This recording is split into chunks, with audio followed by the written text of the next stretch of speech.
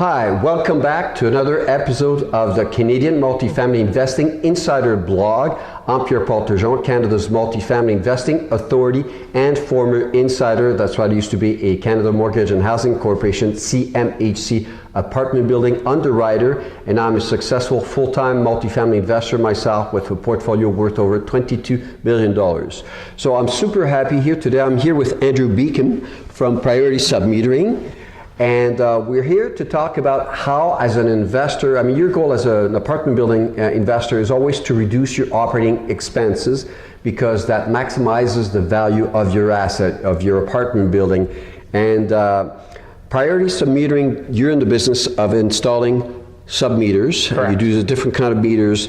Why don't you tell us what you do, and then later on I'll talk about how you and I got to work together over the years. No problem. So what we do at Priority Submetering Solutions is we install electricity, water, gas, and thermal meters. Okay. But we're also a turnkey solution. So not only do we do that installation, we also do the utility billing for those, which was a missing part in the industry so long ago. So as a company, we can come out to your building, we can look at the infrastructure of it, and then we can install those meters and do everything from beginning to collecting from tenants right to the end. Okay. I gotta say, so you and I worked on two of my properties. Correct. And in my particular case, so the first deal that you and I did was, my largest building was a 38 unit apartment building in Edmonton where I own. And the problem with that building was that there was only one power meter for the entire building. So in other words, I, as the owner, was paying power for my tenants. And of course, I wanted to pass that cost on to the tenants. So I called you, that was in 2013, Andrew. And why don't you tell us how it works, the first process? So I called you up, and then what were the next steps, if you want to refresh my memory? Yeah, right. I still remember that first call. Yeah. It was, calling me up and say, I have a building in Edmonton. I said, that's great.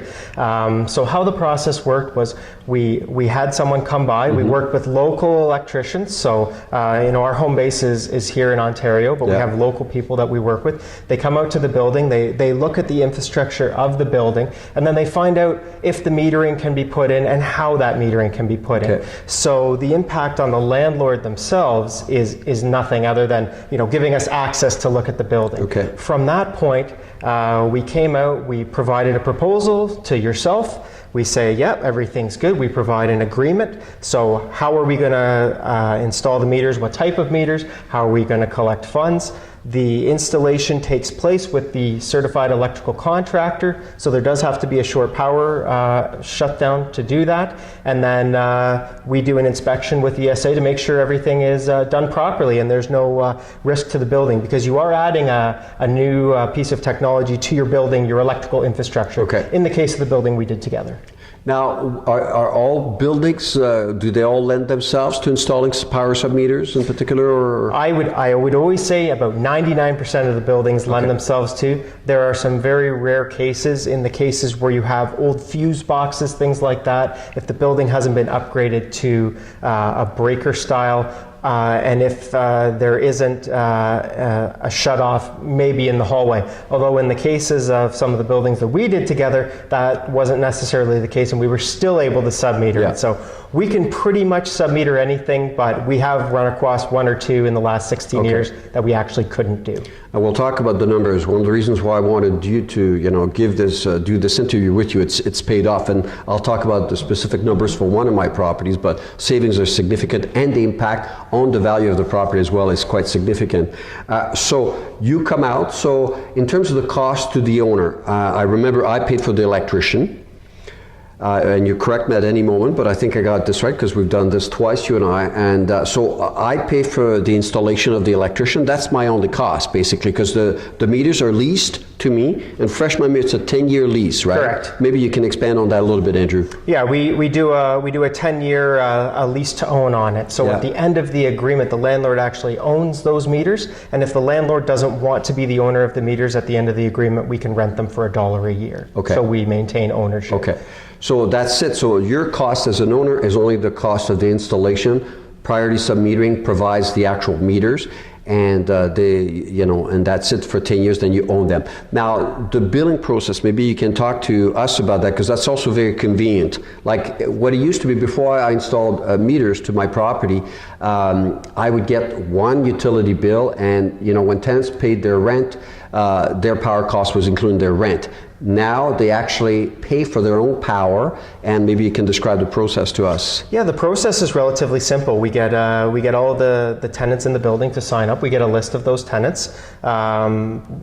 Generally in an apartment building, all the tenants actually live in the unit, so those bills are mailed to the units. Mm-hmm. They also have the ability to view their bill online. They can get e-billing, so if they don't want that extra paper, we're always trying to have a lower carbon footprint and reduce paper in the office, paper in the country. Okay. To meet those targets that the Ministry of Energy puts out. And then we send those bills. The tenants have a lot of convenient ways to pay, whether it be check, money order, online banking. They can even pay by credit card for a small fee. Okay.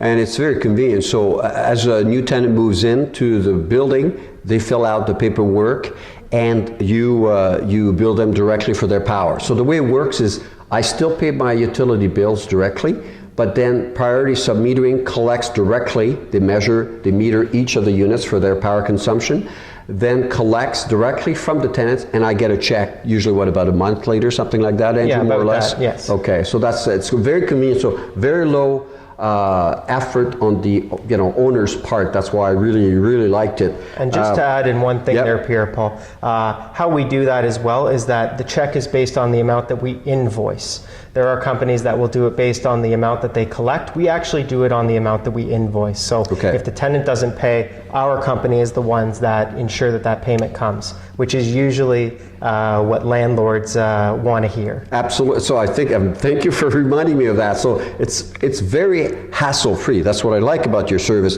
So if a tenant doesn't pay up their bill, which we know sometimes happen, we have tenants that skip, that's part of the landlord business that we're in, you cut the power at your end. I don't have anything to do. You have control at your end. Correct. And we do that, and then if they happen to get out before we've realized it, we also work with a collection agency to track them down as best we can. So again, the hassle from a property owner's point of view is very, very, very minimal. That's an amazing thing.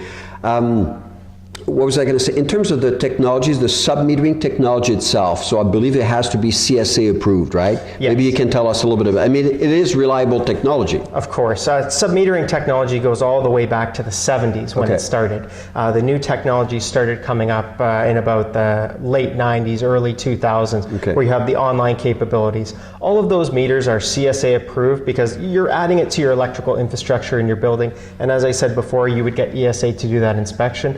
These meters are capable of doing a reading every hour. So we've all heard the term smart meters out in the industry. They're smart meter compliant. They can read once an hour, so you get interval readings. So not only if you want to drill down as a landlord to each individual unit and see what they're using on an hourly basis, we also have web access for the tenants to see what they're using. So they can change their habits and they can reduce their own bill. The less the bill is for the tenant, the less the overall bill is for the owner to put up on a monthly basis. Very cool, very cool.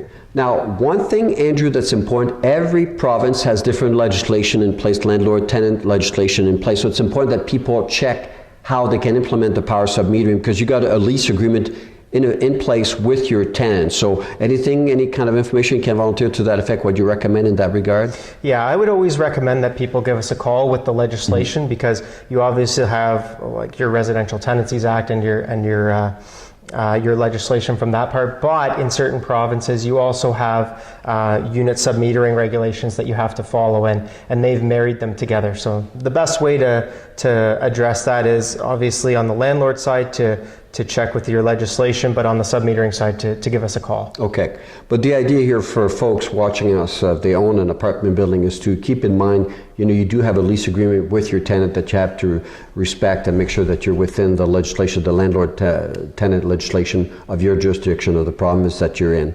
Andrew, I think, so we're clear on the process, so I'll recap it. So I called you up some years ago for the first time we did this. We did this twice, very successful. I want to get to the numbers because the numbers are impressive. But I called you up. You sent somebody to check whether the physical building allowed for the installation of power submeters. You're saying that well over 90% of them usually allow with right amperage and all of that, and the electrical wiring system in place. So you confirmed that the feasibility is possible, first step. Then the building owner pays for the installation, so that's the cost of the electrician to come and do it. You lease the meters for 10 years, the power meters for 10 years. Then I, as an owner, I own them, or you can lease them to me for a nominal value. And I still pay my power bills, but you measure the power consumption in each of the units, and you collect directly from the tenants. And if they default, they don't pay, you go after them as well, and you cut off power until they settle the bill. So that's the gist. Okay. Well, I want to show some numbers here because I was looking at my numbers, very fresh numbers. So on a yearly basis, for one particular building, the last time we did, this is the most recent one, my power bill or cost, if you will, for the last year was $6,200. That's what my total power bill was for that particular property. That was a 20-unit building, Strathcona Apartments. And you gave me a refund for $3,300. So that's a saving of 53%. All right, so I want to make sure you guys understand this. This is where the kicker is. So my utility, my power bill specifically, we're talking about power submetering here, was $6,200, and Andrew graciously refunded me $3,300. So that's a 53% saving on power costs. Now, for those of you that know about how we do arrive at a valuation for apartment building, it's based on the income capitalization approach, the cap rate approach. And if I use a cap rate, so my saving was $3,300, what Andrew refunded me.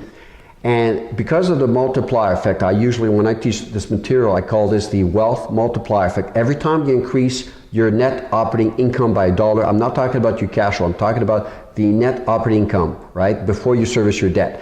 Every time I increase my NOI by $1, the property will appreciate by about $16 to $17. In this case, the multiplier was 17, and so my $3,300 in reduction of operating expenses, in this particular case power cost, translated into an increase of the value of the property of $57,000. The property value went up by that much. To me, that's music to my ears. I'm in the business of maximizing my income, my rental income, and reducing my operating expenses. My job is to maximize my NOI, my net operating income, at all times, because I increase the value of my property. So I think, Andrew, you and I have had the successful relation. First time we actually meet after all these years. I'm in Alberta, you're in Toronto, and you were gracious enough to come and meet me out here while I'm in GTA for this. But I would highly recommend this service. It served me extremely well. And so where can people reach you? What's your website, Andrew? Well, they can reach us at www.prioritymeter.com. You're able to reach us by phone at 1-866-836-3837, or you could email sales@prioritymeter.com and someone will get back to you. And I want to say something. I got gray hair. I got a little bit of gray coming in. Well, at least I have some hair left. But no, the point is, as an older person, I don't consider myself old, but the point is, one of my pet peeves in life is service. If people don't give me service, I take away my business. But you deliver. I mean, you've got Jeff also that works for you, that when I need information, you provide it to me. And you've been fantastic client service. So I do want to say that, about priority submetering, your client service is impeccable. And so really grateful to have this relationship with you. Hopefully we'll do business again, Andrew. Yes, so thank you for this interview. Thank you so much. Thank you, folks. We'll see you in another episode of the Canadian Multifamily Investing Insider Blog. Cheers.